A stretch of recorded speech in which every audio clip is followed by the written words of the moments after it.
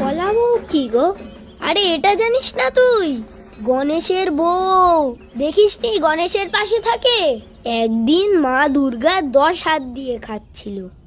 গণেশ এসে জিজ্ঞাসা করেছে, তুমি 10 হাত দিয়ে কেন খাচ্ছ?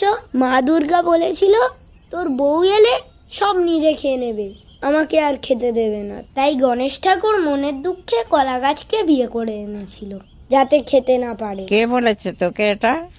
আমার একটা বন্ধু বলেছে। ওটা তো একটা লোককথা।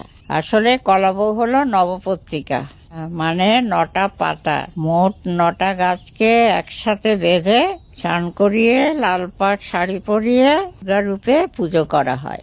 চল, বন্দুক কিনতে যাবি বলেছিলিস না? হ্যাঁ চলো। কাকু, সব থেকে বড় বন্দুকটা দাও।